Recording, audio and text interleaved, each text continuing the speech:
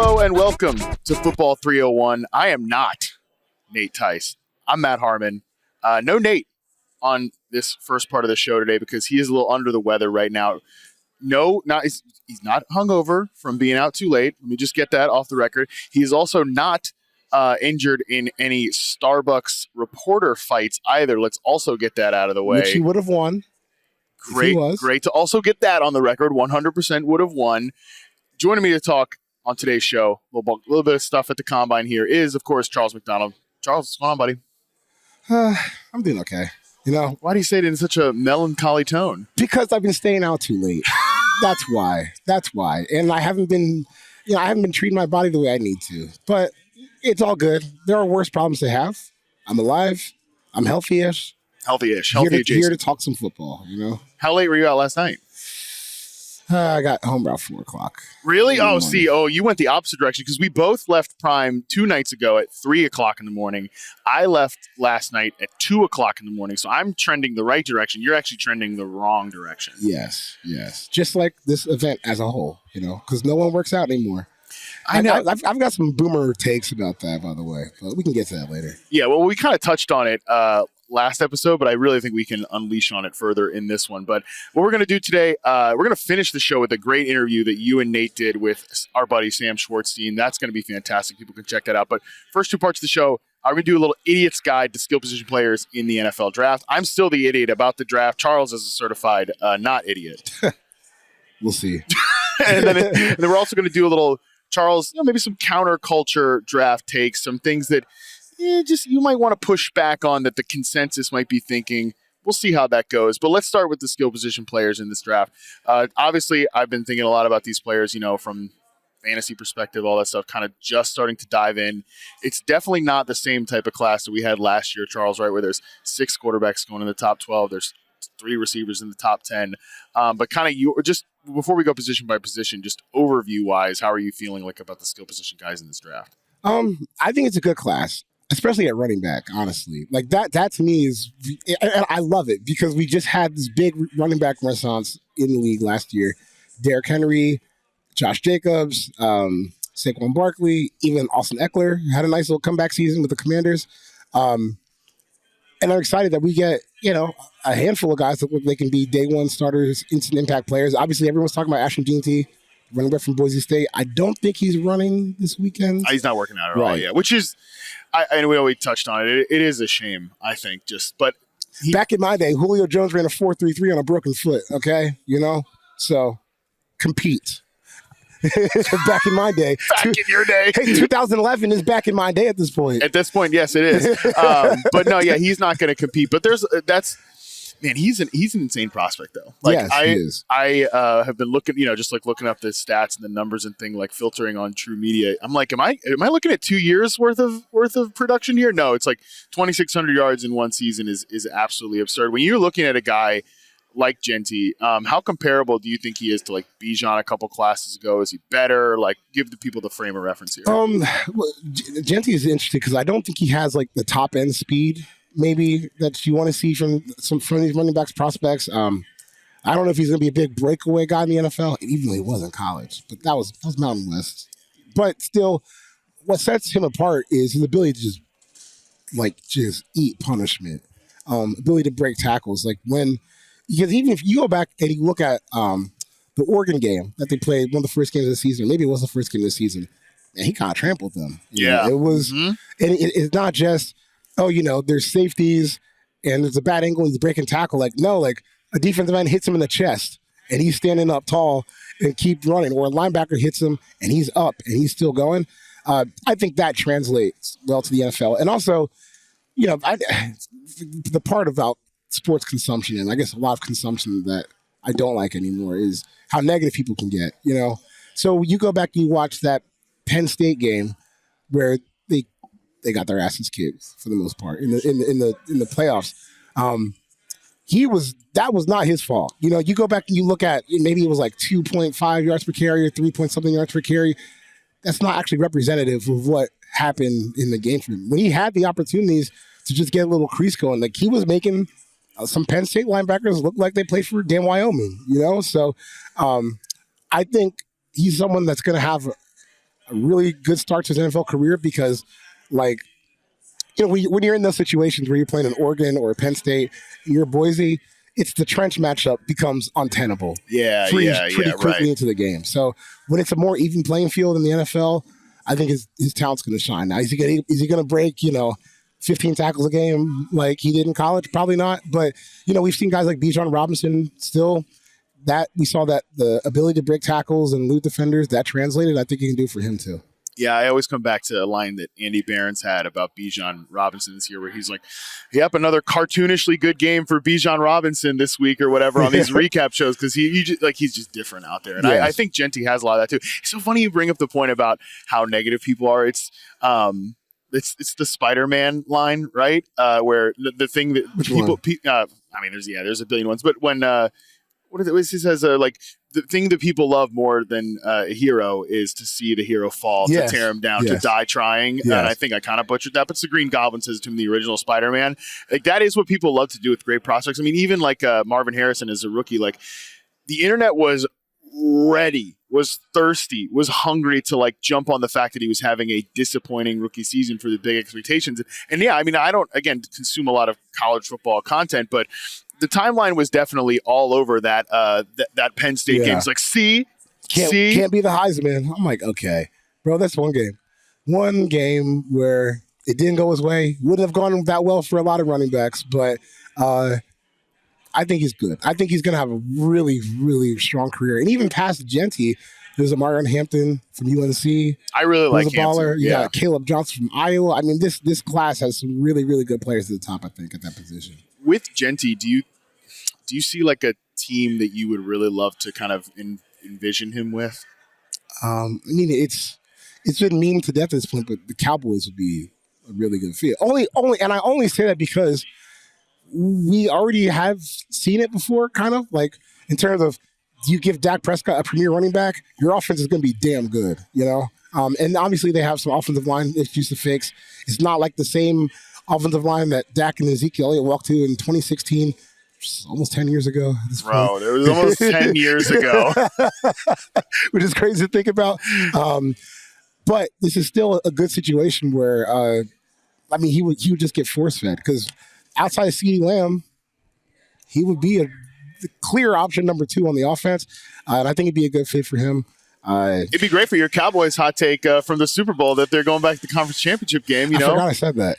I have not forgot that you said that because it was such like all right, well, this show's been pretty solid. Let's get something to clip, just Goodbye. take that shot. Cowboys back to the conference championship game. But no, I think Dallas is fascinating to consider because I talked with Jory about this yesterday on the fantasy show, and obviously she's pretty plugged in and observant with the Cowboys and things like that.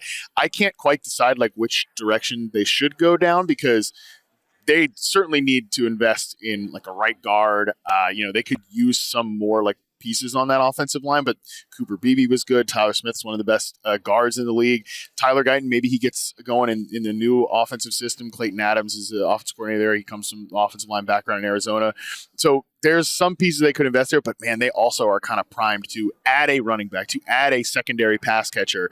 I don't really think there's a wrong answer there, and I don't think like if Jeanty's there at 12, taking him is a bad pick. No, neither do I. And honestly, this is where I've kind of landed on the running back stuff is at a certain point, you're just taking worse players over him. And that's what I felt about Bijan too, because at the time I was like, is the 8th overall pick maybe the best use for Bijan Robinson? But I'm not going to complain about having Bijan Robinson, on my football team, especially when you see how much he adds to the offense. So this guy's a difference maker. I think there's a handful of those guys in this class. And I just love how we get a strong running back class after the year running backs just had, where it feels like people are kind of backing off on some of the, oh my God. Yeah, you can't clutching draft the pearls. You can't draft one. You can't pay one. You can't look at one. Yeah. Chain them all up. But no, we're lock them in a room. Don't even think about it. Right, we're moving back in the right direction, which is good to see.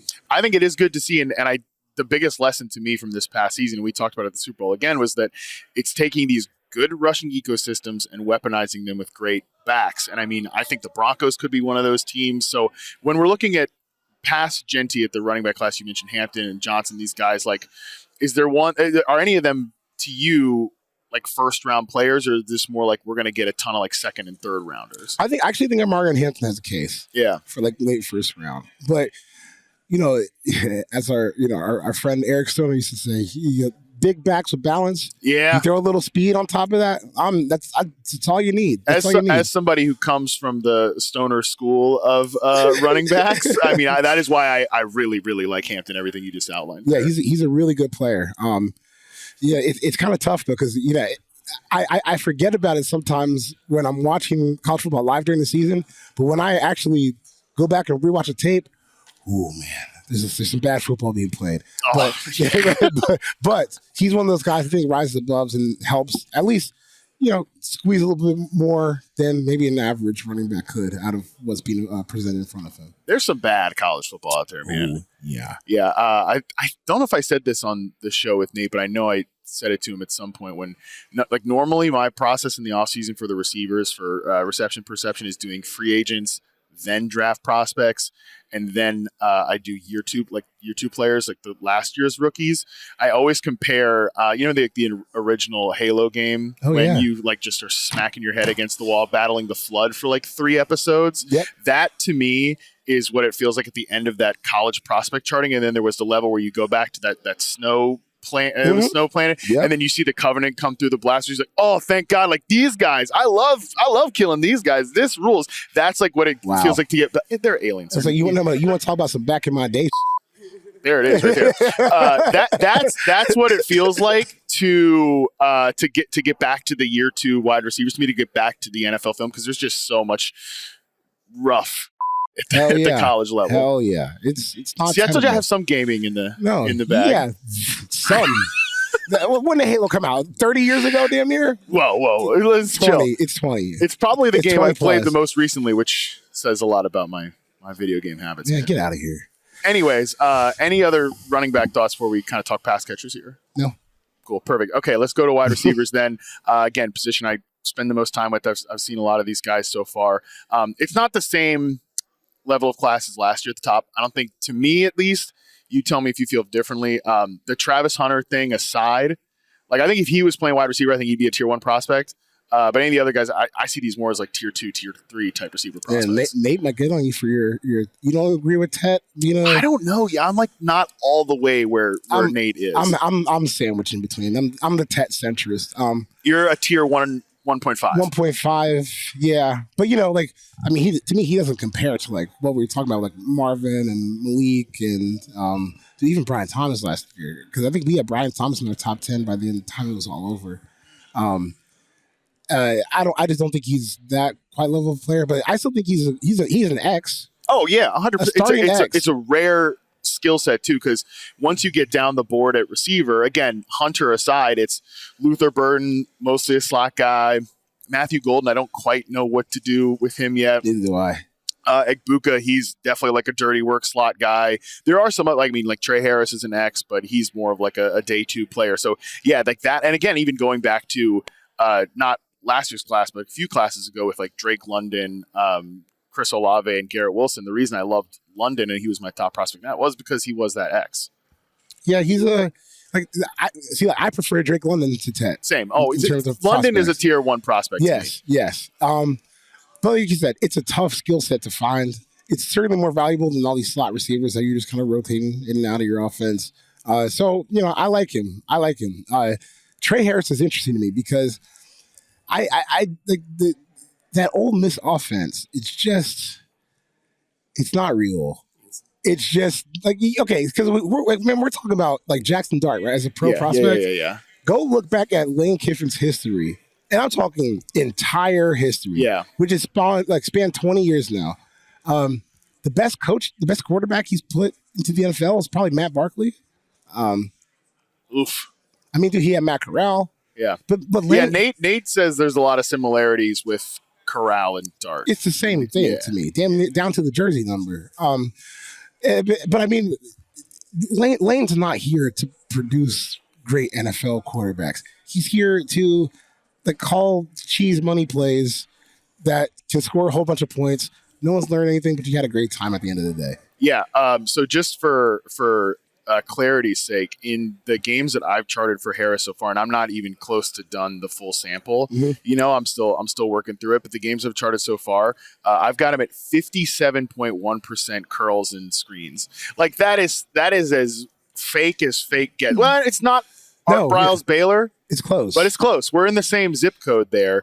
And yeah, again, he's only lining up on one side of the field too. That always receiver prospects to me that the last few years, if you go, even honestly, like last 10 years, a lot of like the busts of the busts have been these guys that only line up on like one side. I feel like Quentin Johnston was one of those guys, going back to like the 2016 class. Josh Doxson, remember TCU? That's another TCU guy, but Corey Coleman, again, that offense. That's the one that was burning my brain because half the plays, if the ball's not going to your side, they just weren't doing anything. Like they would just stand there. Literally, Joe. That was. I remember actually that was one of the first classes I charted it in full, and I was like, this isn't going to be like all of the college offenses, right? But it was much more popular then than it is now. Yeah, thank God. Yeah, thank God, because that is not real football. What do we call the Tennessee offense? The Looney Tunes offense a few years ago? Tunes, yes. It was that was one of your better lines. But yeah, I mean, 83.6% snaps at the right outside receiver spot. It's just not at all indicative of like what you're going to get in an NFL offense. I mean, like Cliff lines up, one wide receiver but even on like one side of the field, but even like outside, it's like that is so rare. But he's like the only one doing it at the NFL level, and even then he's gotten kind of pulled back on that because it's a little too, it's fake offense and it's also easier to defend. So even that's like just not tenable stuff. Yeah. But Harris is an interesting prospect again because he does beat man coverage, and I think there's more there than like a Corey Coleman type, like he does show you some real deal receiver tendencies, but when you see his like yards per route run against man coverage is like up at 10, there is a little bit of fakiness in there just because of the offense. Yeah. But hey, that's the name of the game in college football. 100%. It's just when you're looking at him like in an isolated standpoint, you can see some X receiver traits, but that's why I think he's more of a day two guy. But those players do get boosted up the board because of the rare skill set that we're talking about. Yeah, I mean this isn't last year's class, so you gotta find what you can take, because it's funny when one of the funniest things to me is like when you talk about a draft class like this where man, like so and so they can't be a top 10 pick. Well, somebody's got to get picked. Yeah, right. We got 32 of these first rounders. There's going to be 32 of them. So you kind of just got to grit your teeth and squint, and we already know that by the time you get to, let's call it pick 20, teams are drafting players they don't have first-round grades on because most of the guys they have first-round grades on have already been selected. So it's just the name of the game. And it happens at receiver because of the contracts. I mean, like none of those guys, like Worthy, like Pearsall, I think was a guy that was, we debated this at draft night, but I thought he was a guy that you could take in the first round. But like Leggett, like those guys were fringe. They're more, Leggett and Worthy especially were more day two guys to me. But they end up going the first round because, by the way, like Xavier Leggett's making DJ Chark money. Like there's a value there at a premium position. So we'll probably see, even if it's not the same class as last year, we'll see a couple of guys get boosted up. I think. Talk about tight end here real quick before we throw to break. Like it's supposed to be a great tight end class. Yeah, it is, dude. I really like this tight end class. It's funny because we talked the other day about how much you want to see Tyler Warren run, and of course, not doing it. And that, dude, you know what's annoying about this is you just said like the guys who end up getting boosted up, they're the rare like traits. Like, well, I just can't find that skill set. It's cool when you can see that rare skill set like exemplified at a neutral site event like this. Hey, game's the game. This is their choice. But Tyler Warren, Colson Loveland, I think those are probably the two as the top people are most excited about. With Loveland, no offense, you got to go to 2023. You got to look at 2023 because 2024, they weren't playing quarterback really. I would not call that playing quarterback, whatever they did in Michigan this year. But when he had J.J. McCarthy throwing the ball, he looked a lot better. And I think he's a much better athlete maybe than he was able to display this year. Tyler Warren, like, dude, that guy was like 260 pounds running Wildcat. It's a different skill set. And then you even have, tweener guys kind of like Harold Fenton from Bowling Green. I think it's a fun class, man. And I wouldn't be surprised if we see like two tight ends going in the first round, which is unique. I mean, it's a little unique, yeah. And also, like, by the way, it's a position that's a little bit more slow developing. Historic. I mean, we've seen this a lot. Like guys really break out on their second contracts. I think like David Njoku, Evan Ingram. That trend has started to buck obviously lately with Bowers and Laporta and these guys having these monster seasons. But even Trey McBride, definitely, he was a slow start player as a rookie, but really has come on the last 2 years. Do you see these guys being maybe a little bit more able to make that instant impact? It's just so tough because you have to learn so much when you get in. But I do feel like coaches, maybe they're a little bit better equipped nowadays to have some instant impact tight ends because, I mean, we just saw Brock Bowers have monster year. We saw Sam Laporta have a monster year as a rookie. So Kyle Pitts, RIP, had a monster year. He did have a great rookie year. Monster year as a rookie. There is a lot of recent history that suggests that this is possible. So, I do think there's room. And even this year, one guy I forgot to mention, Jason Taylor's son, Mason, who plays very creative. Jason and Mason. Yeah. Who is started tight end for LSU this year. Like he's another guy that potentially be starting tight end in the NFL sooner rather than later. So it's a good class. I still waffle on how much you can reasonably expect from these guys year one. But players like Warren and Loveland, I think it's fair to expect them to have good rookie years right off the bat. With Loveland, he definitely strikes me more as like the big slot type tight end as opposed to the true inline, tight end like a Tyler Warren might be. Do you worry at all about kind of like the Dalton Kincaid-ness of it? Because to me, I remember when the Bills took Kincaid and it was this idea, and I think Kincaid's been fine. Like he just hasn't been a needle mover at all. And I don't think he was a needle mover as a rookie, and I was worried that he was going to get overrated in fantasy, and he did. So the thing, though, to me, when they took him, it was like, what if we got a tight end that we can line up at receiver? Because we already have one tight end. Like, what if he was a slot receiver? And it's like, what if we have a running back that, like, we really want J.D. McKissick, like a running back, we could just catch passes. How would you just, like, get a wide receiver, and don't have Gabe Davis running every single route for you? And I think that like, almost put more on Kincaid's plate. Do you worry about, like, a team might overload a guy like Loveland in that same way? Yeah, maybe. But if you're good, we just saw Brock Bowers do it. Right. It's a good point. Yeah. If you don't suck, you should be pretty good, And I think also it's don't fire your like offensive coordinator midway through the rookie's year. I think Joe Brady's been great for the Bills, but I think that's also like it's another change, and it's a very different offense. They went from like being one of the most spread teams in the league to now we're a very big, condensed, and like Kincaid just doesn't really fit that at all. So I think hopefully the team who takes him, I mean, is there any team in the first round that you like, this is the type of team for a Colson Loveland? Ooh, no, that's a good question. Because I've seen people say Broncos, but they're another like big, heavy, condensed. Yeah, because I've seen. I think we mocked them to the Chargers, and kind of the more I think about it, I'm like, Yeah, because they're again another big, heavy. Yeah, because they had what's his name? Fake Pat Ricard, Scott Matlock. Yes. Pat Ricard. Dude, Pat Ricard 2.0. No, like 0.75 basically. We had because like a bootleg Pat Ricard. Yes, because I remember when I started watching Chargers film when Harbaugh got there this year, I'm like, yo, who is this big ass fullback that's on the ground every single play? Yeah. Like he's just getting worked out there. And then I saw him on defense getting steamrolled by offensive linemen. So I looked it up, and they did we got an athletic 300-pounder. Let's make him play fullback. You got one of those, Jim, and your brother has them, not you. Yeah, Greg Roman, just because you did it in Baltimore doesn't mean you can just do it every single time. You got lucky the first time that Pat Ricard is this good of a football player. Just get a real fullback this time. Get a real fullback. Also, don't make him – I mean, at least like they're not doing as many of the weirdo, like let's get this guy lined up in the slot. Like they would do that with the Ravens. Like, I mean, we got Pat Ricard running like whip routes and stuff from the slot. We don't need that. They're not doing that. That is true. Yeah, I don't know. Other teams maybe that would make sense for a guy like Loveland. I mean, Washington would be interesting because they do some spread stuff. And obviously they had Zach Ertz, like have a huge role for that team last year, but they also did just take Ben Sinnott in last year's draft. So maybe that doesn't make sense.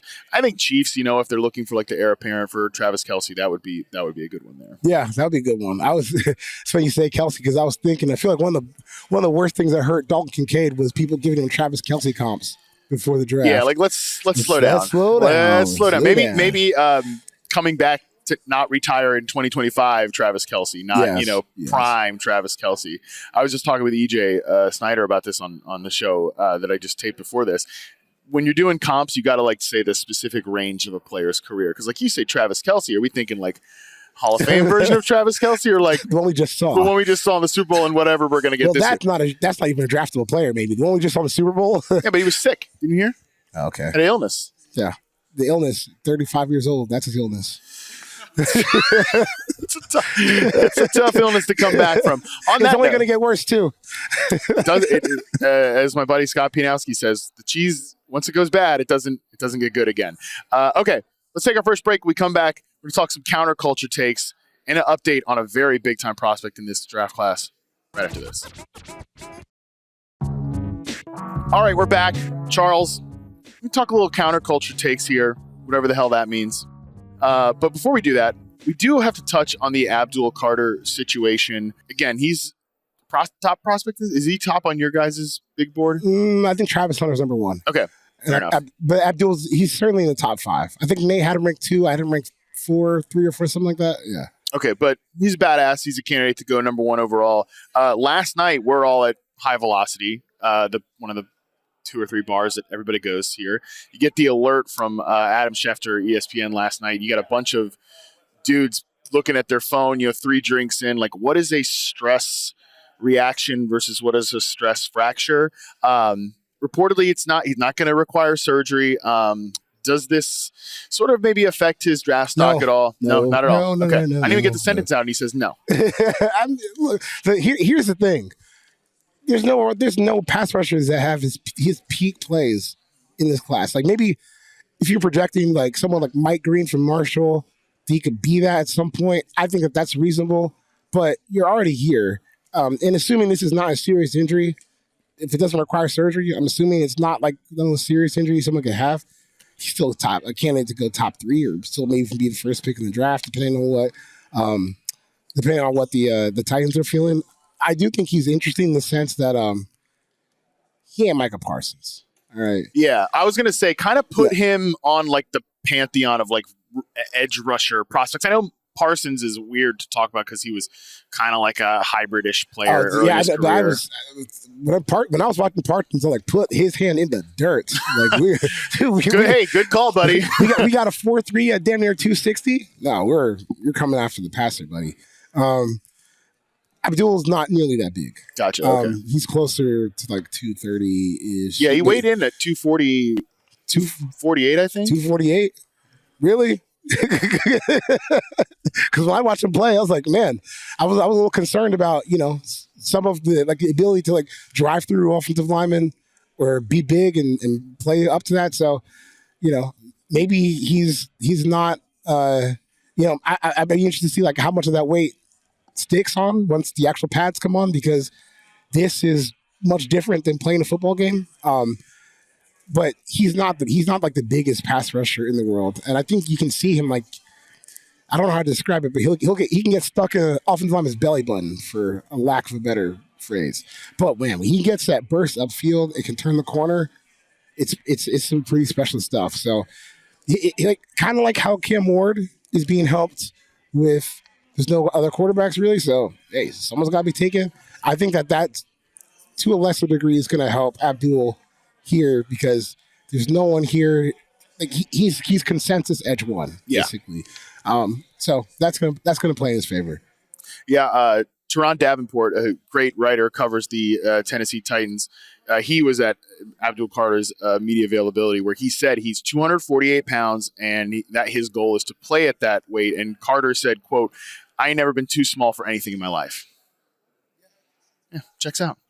We'll see when Jordan Mailata and Lane Johnson, it's different. It's different, man. It's different because I've seen a lot of good pass rushers in college. Then when we get to the NFL, grown man puts his hands on you, so it's a little different than some of those college boys. But so, I mean, these are minor tweaks. Like this is nitpicking type situation. Like this is a 10-sack guy in the NFL.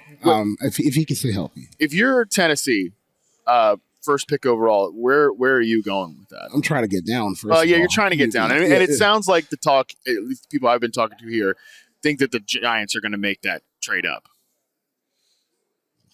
Okay, I'm not going to say what I was going to say. Well, no, what are you going to say? Giants trade up for a black quarterback? Come on now. Geno Smith got one game and then said, whoa, whoa, whoa, whoa, whoa. Too much, brother, too much. I mean, he said it, not me. Yeah. I mean, there we go. Right now they have no quarterbacks on their roster, so. Yeah, they have, I think it's the Jets have no, it's the Giants. The Giants have no quarterbacks on their roster. I mean, both of them soon are about to have no quarterbacks on their roster. So, yeah, it makes sense. It makes sense. I mean, okay, let's say it doesn't happen. Like Tennessee sticks at one, they don't get a trade down type offer. Part of me thinks that the talk that the Giants want to get up to one is part of like a leverage negotiation with Stafford. Who knows? That's obviously percolating around here too. So Tennessee sticks at one. Is Carter a good enough guy to go first overall? Or are you like a Travis Hunter is truly like we throw around Travis. Yeah, like we throw around the G word, the generational, way too much. He actually is a once in a generation prospect. He literally does something that we never see. I mean, 11 of his 13 games, he's over 100 snaps. He games like 162, 139 snaps. Like, nope, that is truly generational. Like, oh, this running back's really good. He's a generational prospect. Like that's just generational. No, he's a bona fide first round prospect at two positions. Yes. Okay. Like bona fide top 10 prospect at two positions. The ball skills, I think it's some of the best I've ever seen. Like both ways. Like some of the interceptions he's been able to grab are just, they blow your mind. Like the fact that anyone could be one, like have the mental awareness, like the film study aspect, the spatial awareness on the field, and then the athleticism to actually go and take chances on the ball where it comes to him. Man, that's a special dude. And I understand today at his presser, he said he's going to play both. Yeah, he'll do, whatever. Travis, they ain't giving you a contract for both sides of the ball, okay? Pick one. Don't let them squeeze that labor out of you, all right? That's your union rep talking to you. And you'll make almost double if you play receiver, by the way. By the way. Yeah. Well, if you're the best in the league. You're the best in the league. But for that first contract, doesn't matter, Doesn't matter, yeah. Doesn't matter. So don't let them get two positions worth of money out of you when you can only get paid one. But the fact that the fact that we're even having this conversation, it's insane. It means to me he should be the first pick in the draft, without a doubt. I see it that way too, and I think as a corner, I obviously had a lot of thoughts about him as a receiver. I said on the last show, he reminds me of prime Odell Beckham. But like as a corner, I actually think his best fit would be. I mean, I think he could be a number one corner, but his best fit, like especially early on, is to use those instincts and ball skills and all that type of stuff as like the second guy across from like maybe a true shutdown player. I think they pick fourth, but like New England would be ideal because they have like a number one track around the guy in Christian Gonzalez, and then you just let him, be a ball hawk on the outside, like incredible playmaker at that position. Tennessee, they have L'Jarius Sneed, who's coming off a down year. There was injuries and things like that, but like you could kind of squint and say maybe they have a facsimile version of that. I do think Travis. I think Travis has the potential to be a better cornerback, like a pro than he was in college. Because there's something to be said, like when you're that much more athletic than everyone you play against, yeah, you're going to take some risks, And I think that's one way to describe his coverage style. It's a little bit of a risk taker. I don't know if he's. I don't know if he's like the most consistent. Like we're playing press. I'm 2 inches away from you. You're erased. Yeah, but that's why I think the Gonzalez pairing is good. But I still do think Travis could do that at some point. Because I would just never doubt anyone who's done the things we've seen him do. Exactly. I wouldn't doubt him hitting any ceiling. And even when you look at some of the receiver stuff, is either most nuanced route runner out there? No, but he can go high point that football. It's also, but I would say his route running is not a weakness. No, it's not a weakness, right? But like, he can beat press and go jump up and grab that football and run. So he's gonna be all right. Man, just what a special player. And like the more I talk about Travis, to me, it's just unless you're just so bitten by this desire to have a quarterback, so you take Cam or you take Shador. I just think Travis is such a no-brainer. Like even like I'm at the point where even if Travis is bad somehow in the NFL, it's still a good process. Yeah, you can justify that. You can still easily. justify it. Like I wouldn't get mad at anyone for. I wouldn't get mad at any team for trading up for him or the Titans for pulling the trigger at one, because even if we look back in 10 years and say, it wasn't quite as good as we wanted him to be, it's such a defensible thought process that pull the trigger. And also, like, let's say he doesn't work out a corner, like, yeah, then you flip him over. Here's the thing. I'll say two things about this. Number one, like, the stuff you hear, like a conversation I've had with people this weekend where they're someone told me, like, he's not even in offensive meetings, like he's barely in the offensive meetings. He's like truly minoring in playing wide receiver, and they just have like a package of plays that then just kind of became the offense. That's nuts. Like, that is the reason there's such a high ceiling as a receiver. So that's, again, just more like credibility to what he could become on that side of the ball. But I mean, shoot, like, I think with Tennessee, the problem is, though, like, he's you're going to get him and he's like, all right, we want to develop him as a corner, and then you're going to get into this training camp just like, oh my God, he's Calvin Ridley's a nice player, but like, he's better than Calvin Ridley, and he's certainly better than any of the other like kind of goofballs that they got hanging onto that roster too. So again, like, he flops a corner, there's such an easy path forward there. I would, if I'm Tennessee, I'd be like, we're going to take Travis Hunter at 1 unless we get some kind of big trade down offer. And like, you just signed Sam Darnold because like, you've got the money to burn a little bit there. You've got cap space, and that's like a multi-year solution that you can sell. That, if I had to predict right now what happens, I think that's what happens. Yeah, I think it makes a whole lot of sense. But it's the NFL, so it won't make. If it makes sense, it's not going to happen. Yeah, I've learned that in my years as a Falcons fan. So all right, let's do some quick kind of things like you're just not seeing. Maybe it can be like some opinions you hear out there, things you've heard this weekend, or excuse me, this week. It feels like a weekend because we're out till God knows how long at night. It's Thursday. It's what a week, Lemon. It's Wednesday. No, so again, like, it could be some of that. It could just maybe be like a player that you don't quite get yet. Maybe you want to learn more about, watch more, whatever, any of that stuff. I think Will Campbell, if he does drills, I don't know. I've honestly lost track with how many who's in, who's out. Will Campbell, people are talking about him as a potential guard instead of a tackle. I don't really see that, but I think we talked about it on Monday's show or Tuesday's show where we were doing. What day? I don't know. I don't know what day it is. It's Thursday. I've been out till 4 a.m. the last 2 nights. It could be Sunday for all I care at this point. But we were talking about on Tuesday's show with Will Campbell's arm length, and I guess the thresholds for what people like for tackles. Personally, as long as you don't have like baby T-Rex arms, I think it's doable. To me, it's more about the footwork, being able to just stay in front of someone for a few seconds. But that's still going to matter for some people, when it comes down to it. So that's one that I'm really looking forward to, because when I watch the tape, I don't see a guard, I see a tackle.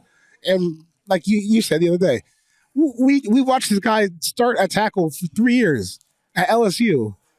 And nobody was like, "What, man? Those T-Rex arms, though." This time last year, we were calling him a top 5 left tackle prospect, and people just said it in passing too. It was like not a debatable thing. It was like, yes. Yeah. And now we're here. He's still top 5 prospect. That part has not changed. But all of a sudden, he's a guard now instead of a tackle.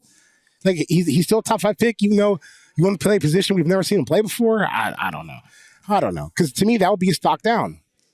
If I got to switch positions for you, then I can't take you where I thought I was going to, because now we have projection that I haven't seen.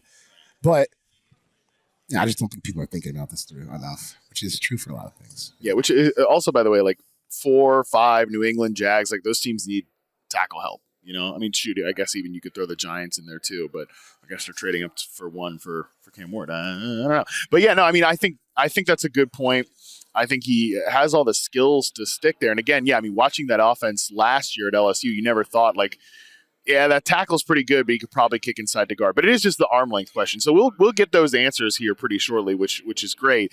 It got so negative, the draft coverage, and I find myself enjoying the draft more the less I read about it, to be honest with you. And it's so funny because it is the event of hope, like it's you take somebody, you got to be, even though obviously you last draft, maybe not in the best state of mind after your team took a first round player, but it's the spirit and season of hope, and yet it has become such an absurdly negative cycle in the NFL calendar. So it just doesn't make any sense. No, it doesn't. But Will Campbell's a tackle. I feel strongly about that. Will Campbell's a tackle and Travis Hunter is a generational prospect. Yes. Normally generational. Like literally generational. Yeah. Normally generational prospect is a stupid tag. This time it's for real. Yes. All right. Perfect. We're going to take our last break. On the other side, got a great conversation between Nate and Charles, joined by Prime Vision producer and former XFL director of operations and friend of the show, Sam Schwartzstein. Bunch of stuff coming up there. We're going to take a quick break. We come back with that interview right after this. We're here with Sam Schwartzstein, analytics expert, rules extraordinaire, Stanford center. Yes. Anything else I'm missing? Former Stanford center. Former Stanford center. Well, once a Stanford Once center. a Stanford, yeah. Once a Cardinal, once a Cardinal, always a Cardinal. Okay, Come on. Excuse me. Come on, that's not just Raiders in the Bay Area or former. Yeah, Hey, Yeah. I still go to Nonsense. games. Do I pay for tickets? No, but I still go to games. I'm still supporting the team. Is that what do they label the rows too? Is it the Andrew Luck row of excellence that you sit in? The Andrew Luck offensive coordinator position. Yeah, all those names, now that he's back in the building, Yeah. I think those are being taken down. We're going to do some renaming It's processes. like, when is enough? When is it enough? We can't do everything after him. But no, Sam, so glad that you're here. We are, of course, friends off screen with Sam, or off mic, I guess I'd say. But we just want to pick your brain a little bit about your little baby that happened this year, which was what they have labeled the NFL, the dynamic kickoff. Which it is dynamic. It is dynamic. What was the rate of change? Do you know actually the kickoff return compared to previous They years? had a 57% increase. It went from about a little under 20 to a little like 34, 35%. So we saw a lot of increase. Injuries down too. That was That's a big great. piece of it. Yeah. How do we get more action while also maintaining player safety is in the forefront? So that's a huge deal. And you can really feel it in the playoffs too. Like there's some big moments. I mean, shoot, even the Eagles-Packers game, just having that fumble right away, and we might not get that in prior years. No, but I also just want to talk to you too, like seeing what were some of the changes that they implemented that maybe you could say they could further tweak, I would say, with the dynamic kickoff. Because a little background, Sam was working in the XFL, was part of led a team, I should say, that did a lot of rules changes, rules research to see what can maybe change with the game of football, and then led to the dynamic kickoff that we see in the NFL. But maybe some of the changes that you saw, maybe that you want to further implement, you can see. Yeah, I think for the NFL, it's one of the only leagues in America where you change the rules every year. No matter what. It could be minor rules, it could be as major rules like the dynamic kickoff. And so this was always going to be a thing that they develop over time.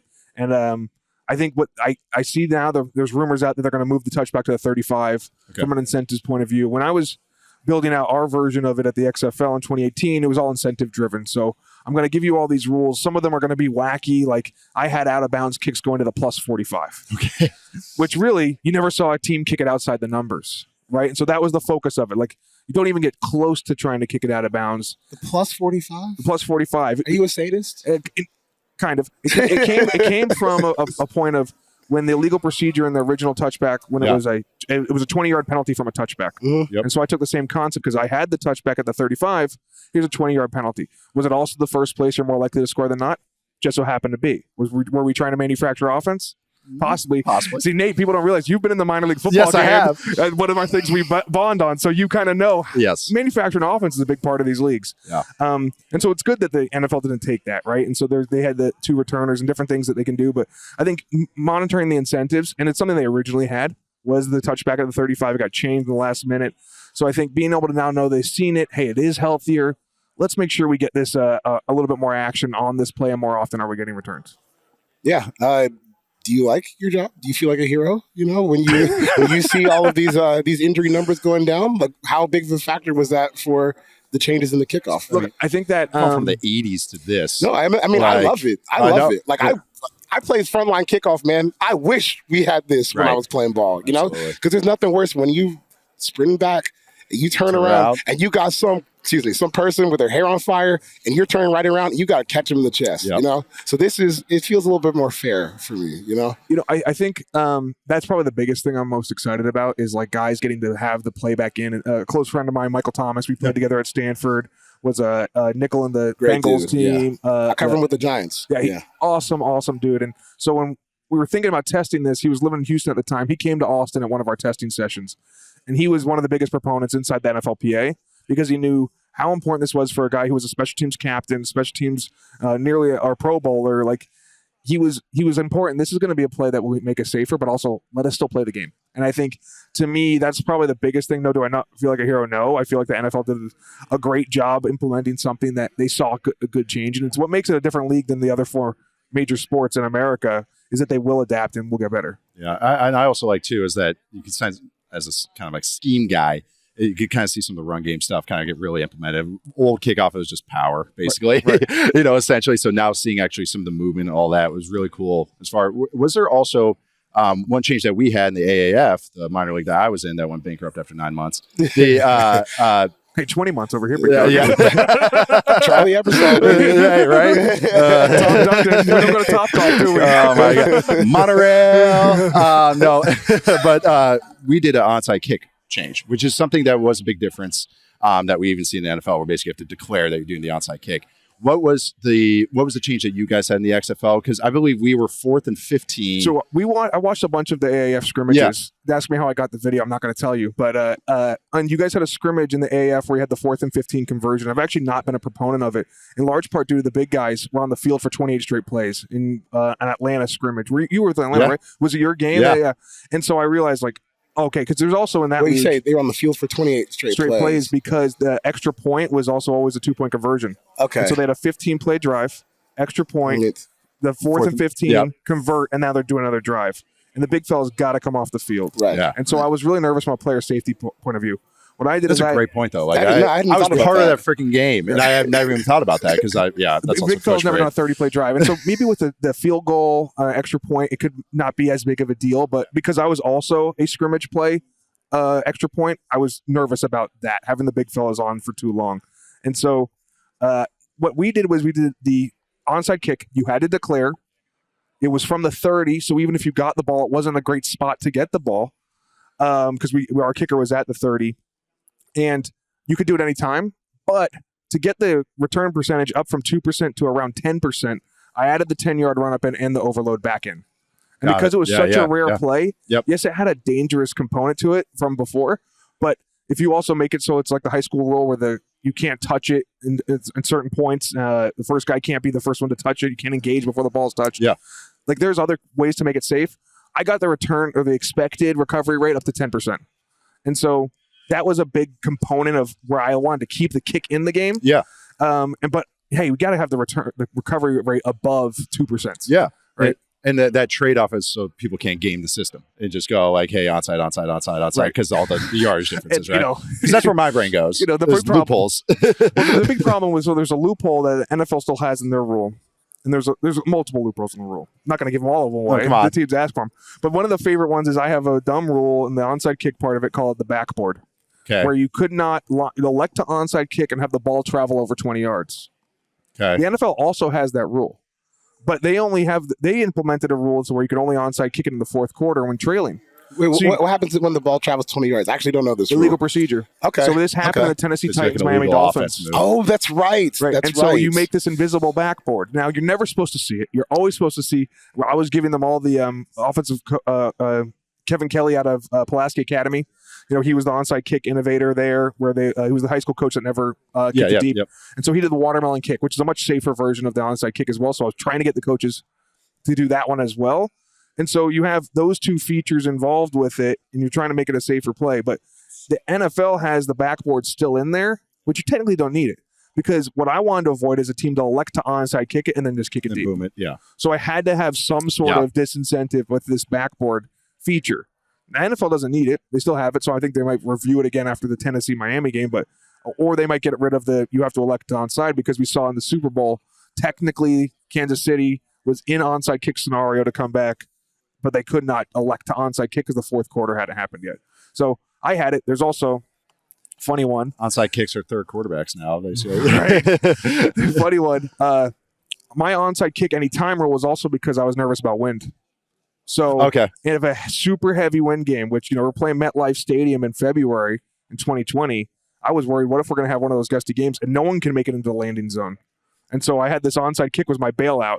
I had a wind advisory rule where I could be at any game and go, It's too windy. No way. Sam. All right, let me tell the story. So it's ESPN2 game, our last game of the opening weekend, and I've got this swirling wind going. And at training camp for the Dallas team, You're going to be a baseball umpire now. Dude, like, what is with coddling kickers like this? so I was at a Dallas training camp practice, okay? Yeah. And they had a kick hit a wall of wind, and it landed. I'll send you the video, and it hit a player on the head that was standing in the setup zone. And I go, I can't have this. I'm nervous about this. And so a once in a lifetime like anomaly event. I'm not having to be the first play because the XFL in 2001, they tested the scramble rule that now everyone talks about. In the first play that everyone saw a torn ACL on live television right when they did the scramble, which it was steal the bacon for the coin toss. But they tested it and it looked great. And so I was like, I'm not letting this happen. So I moved the kick from the 30 to 35. Pat McAfee gets wind of it. He was the sideline reporter, and he was like, I guess they can do whatever they want in this league. And it was a touchback. So Oliver Luck, the commissioner of the league, comes up to me and goes, Sam, never do that again. So technically it was a written rule, but no. Hey, let me ask you something. Let's rewind to you're coming up with all this stuff. What is the longest amount of time where you sat down and started jotting stuff out? What's the longest session you had where you were just looking at film, thinking about rules, looking at weather patterns? Longest one-time sit-down session that you had. No shame here, unless it's a crazy answer. Yeah. So you've been in the minor league game. Yeah. You know that there's no real hours. No. It was, I probably did 16 hours. Yeah, I was going to say, hey.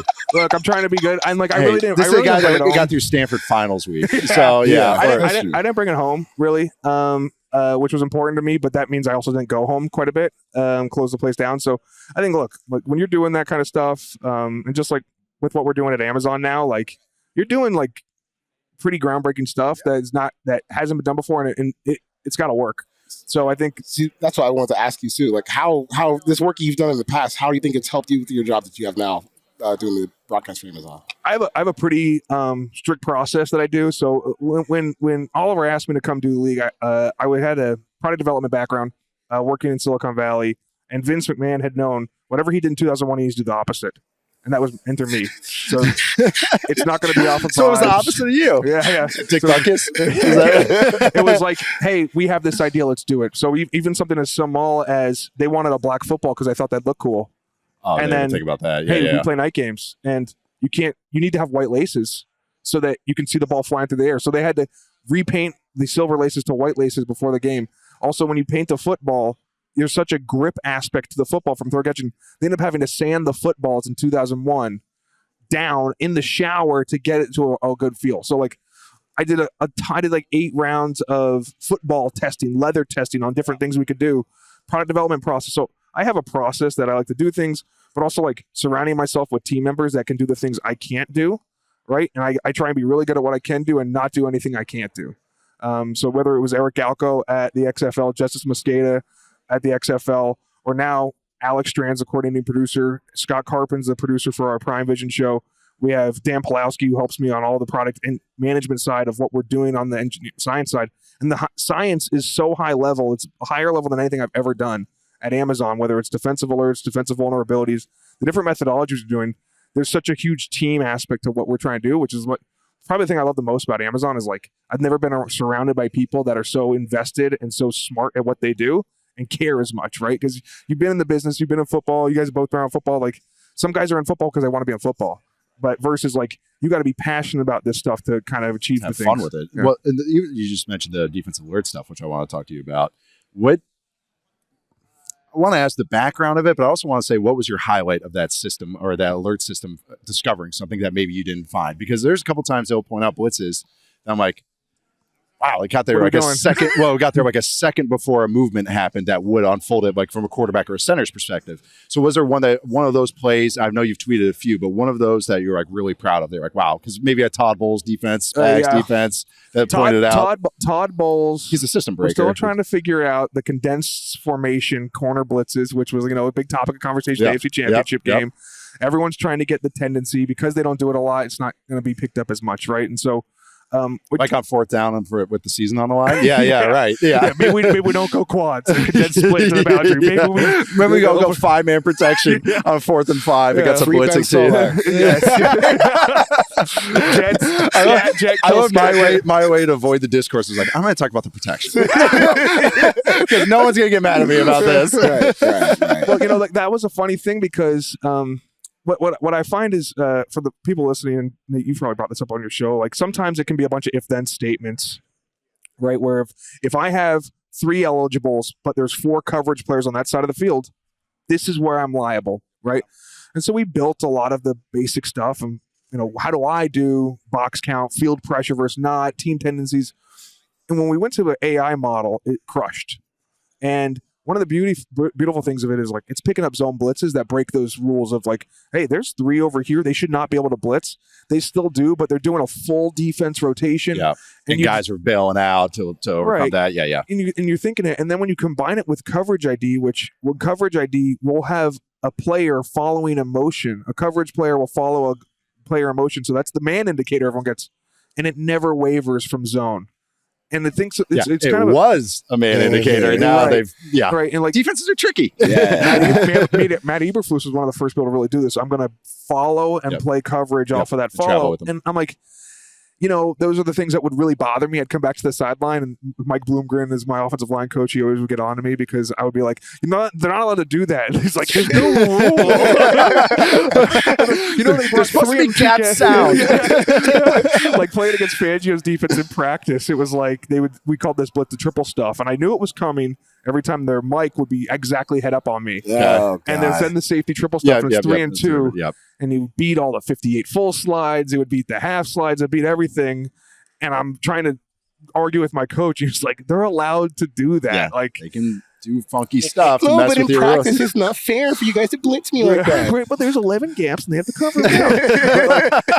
The safety's supposed to be rotated. He's supposed to be sound deep. There's stories about the safeties. Now I'm going to erase the dry erase board. That's happened here at the combine. That's even like tying into like the alert stuff, though. Is that like that's why that's such a pain because like quarterback centers, you're looking at safety rotation, and so like looking at corner blitzes get hidden because you're like, oh, it's cover 2. It's cover 2. Oh, God, that's not cover 2. Right. I'm dead. Hopefully the running back's got him. That's the Quinn Ewers conundrum right there sometimes. Right. Corner blitzes in college were snuff film. I just watched too many of those. Also, I got a couple more. Talk about that rapid fire overtime experiment that you guys did, because that thing captured my imagination. And so just talk about the background. Okay, so I'm very big on fairness. And college football overtime, analytically, when it first started, was very unfair. The team that went second had a 62% win rate. Overtime, this is for Andy Staples who's listening. Yes, technically it is 50-50. But there is a strategic advantage of going second where you control the cards by going for it. Something is clearly better. Right, yes, it is. And so I was very adamant on not doing that, but also not extending the game. And so I looked at all the other leagues' different overtime formats, and penalty kicks, penalty shootout, were some of the fairest, technically 51% win rate by going first in soccer because of an emotional aspect of going second and having the pressure. But analytics on the human element? Oh, yeah. That's the way explanation. Oh, my God. Yeah. We can't talk momentum. I don't want my boss to hear me talking about momentum. Where's Marvel at? But Claiborne, I know you're listening. But I think with what I tried to do is I was going to all right, we're going to make it 11-11 single game possessions from the 2-yard line or from the 5-yard line, which is where our 2-point play took place from. There was a lot of talk about where do we do it? How do we score? Is it going to be like hockey where they just add a single point? Is it going to be like soccer where it's same final score plus a score? A lot of betting implications on doing that. I got, overs hit a lot in college football, or it's hard to set overs. And I wanted sports books to carry our games in the XFL. So it was very important to have it be that. And that's why the 2-point, because likely maximum you could win by was 6 points. And so we went to 2-point conversion shootout. Now, how do you do that in time? Because I was told we're going to have a 3-hour window and there's nothing you can do to get out of it. And I had my projections from 2.5 hours to 2:59 or 2:58. So I was like, I have to get out of here fast. So the idea I had was I'm going to put all 44 players on the field at the same time. I actually love it. Yeah, that's great. The video of it's amazing. It's amazing. Cool. It's amazing. And I had one team of 4 officials on one side of the field and one team of 4 officials on the other side of the field. And our Hawkeye judge, which is like the replay assist now in the NFL, was going to cover down on the extra eligible on either side of the field so that we could have all 5 eligibles covered. And at the end of the previous play was the start of the next play. And I could do an overtime in 3 minutes.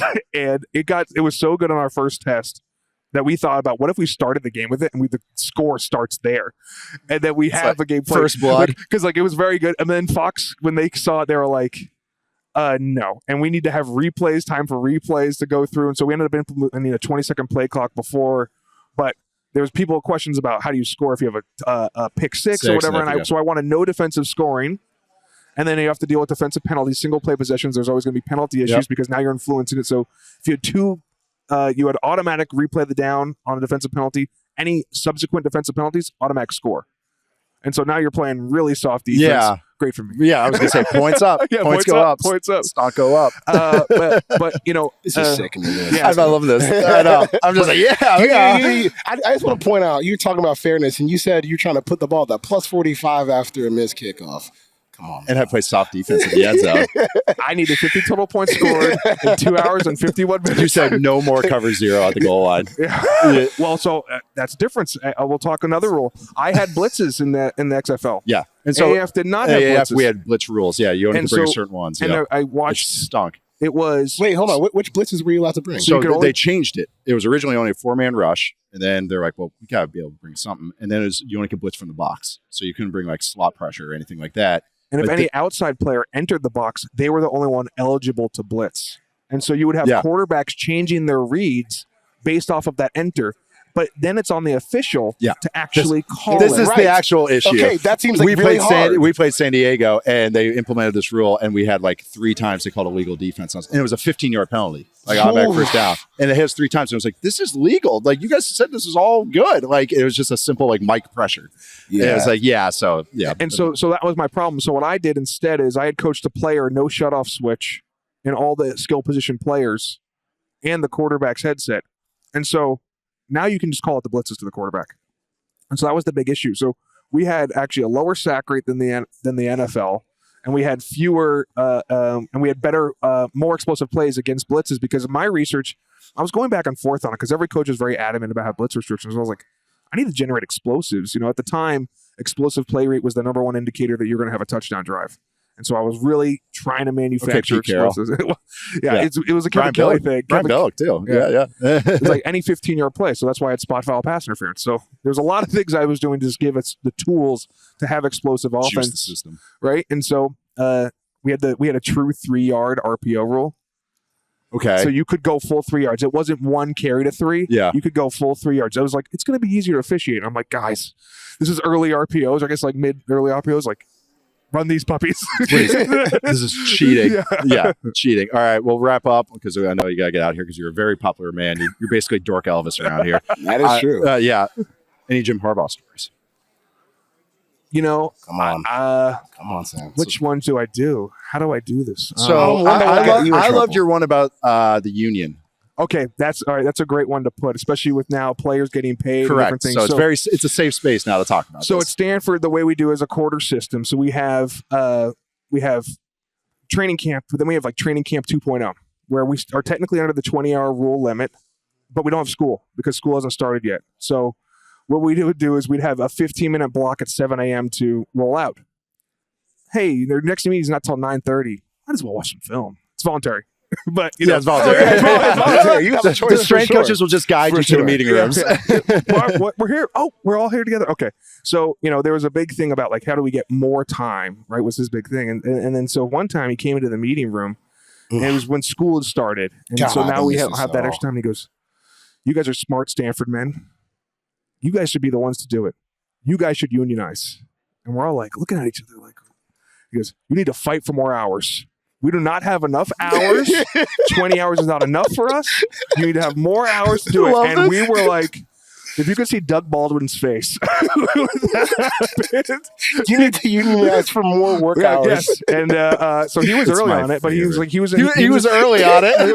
But I love that. But it's such coaches, like that's his brain, how it wires. It's like, no, it's more football. How do we get more football? Yeah. Oh, we squeeze this out. All right, how do we get that?